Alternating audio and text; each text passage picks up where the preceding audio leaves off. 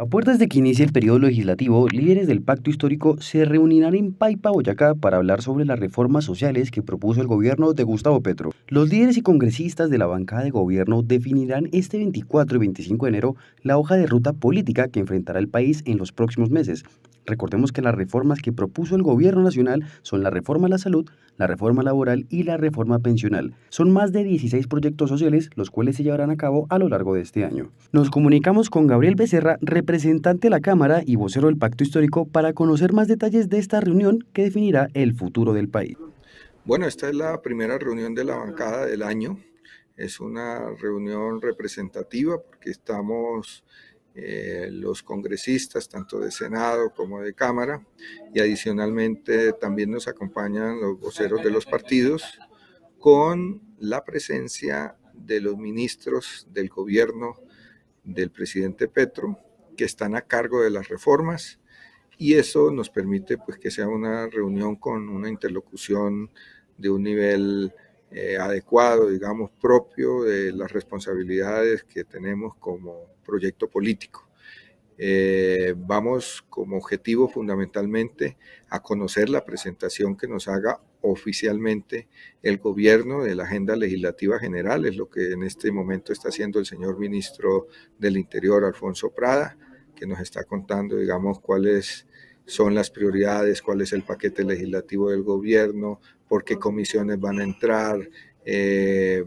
cuál va a ser el cronograma, poder ejercer una planeación responsable y yo diría de liderazgo como coalición de gobierno para poder ayudar a que estas reformas se hagan. Y en las horas de la tarde vamos a profundizar en algunos de esos proyectos, ¿no? Tener el panorama general, el bosque, digamos, y a la vez ir ya de manera concreta mirando los contenidos básicos de la reforma en salud, los contenidos básicos de las reformas laborales, los contenidos básicos de una reforma, por ejemplo, en el sector minero y así sucesivamente, para que cuando lleguen los articulados, pues conozcamos, ¿no?, el sentido de estas reformas, los ejes articuladores, su ligazón con el programa de gobierno. Es la tarea que estamos haciendo bien como bancada del cambio. La decisión del presidente Petro de convocar movilizaciones para discutir en las calles las reformas que su gobierno propuso ha sido un foco de críticas por parte de la oposición. Algunos personajes públicos argumentan que esto solo es una forma de deslegitimar el Congreso, pero la bancada de gobierno argumenta que esto es solo otra forma para que la ciudadanía se apropie de las reformas, participe y construya. No entiendo por qué hay cierta incomodidad de que se estén planteando procesos de diálogo, de discusión, por ejemplo, en el caso de las reformas laborales, pensionales, lo que se ha establecido en acuerdo con los empresarios, con los trabajadores, con el gobierno, es que haya un proceso en los territorios, con los actores fundamentales, para conocer cuáles son los contenidos de la reforma alrededor de unos temas iniciales. Eso me parece que es correcto. Lógicamente nosotros en el Congreso tenemos constitucionalmente una función, que es con los proyectos, con el articulado, con la exposición de motivos, discutir y ponernos de acuerdo ya a la hora de las votaciones cuál es el contenido final que quedará en la ley. Pero que haya previamente, no de ahora, yo diría desde el semestre anterior, un debate alrededor de eso, me parece que hay que saludar y hay que saludarlo muy bien porque creo que esto es expresión de la política del cambio. La movilización en particular es un momento que desde sectores de la oposición seguramente está planteado en una lógica de rechazo. Desde la postura de las fuerzas sociales y políticas de gobierno está en función afirmativa. Van a haber varios momentos en cabildos populares, en reuniones, donde se van a poder profundizar y yo diría que la movilización va a ser una expresión pública del respaldo a esos contenidos. Yo lo que creo es que van a ser movilizaciones y así lo vamos a promover desde el pacto, totalmente pacíficas, movilizaciones masivas, movilizaciones coloridas, folclóricas, que muestren la vitalidad de una sociedad que no está a espaldas de las decisiones de sus mandatarios, tanto en el gobierno como en el Congreso de la República. Las movilizaciones que convocó el presidente Petro son para el 14 de febrero y 1 de mayo, fecha que coincide con la presentación de las reformas en el Congreso. La idea del gobierno nacional es convocar al debate y asimismo hacer la campaña pedagógica de las reformas. Le preguntamos a Gabriel Becerra qué pasaría si, dado el caso, las movilizaciones que convocó Gustavo Petro resultan en enfrentamientos entre quienes apoyan las reformas y quienes no. Pues mire, nosotros llevamos décadas, yo represento una generación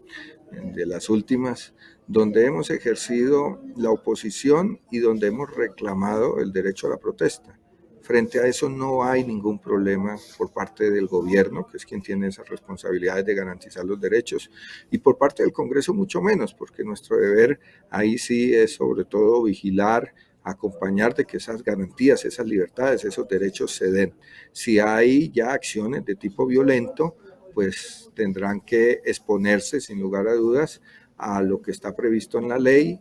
y yo creo que pues no puede ser motivo de enfrentamiento violento el que discutamos temas que son tan vitales para la vida de nuestras familias, el derecho a la salud, el poder superar los inconvenientes que tenemos a la hora de pedir las citas, la necesidad de que los adultos mayores en un 80% sin pensión puedan tenerla, lo que tiene que ver con que quienes salimos de la universidad, los que son profesionales o los que no lo son, puedan tener condiciones de trabajo digno. Esto no puede ser pues para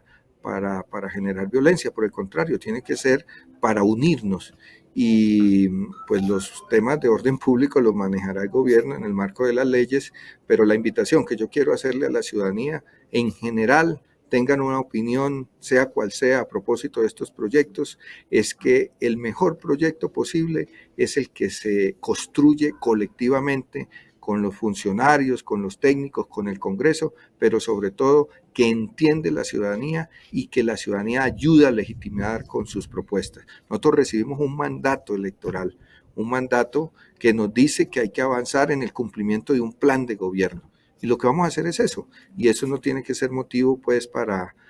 que haya violencia en el país. Quienes quieren promover la violencia y desviar, digamos, este camino de reformas y de transición democrática, yo creo que deben recibir el rechazo de la sociedad y por el contrario, defender la paz y la ampliación de esa democracia para que las reformas sean de todos y de todas.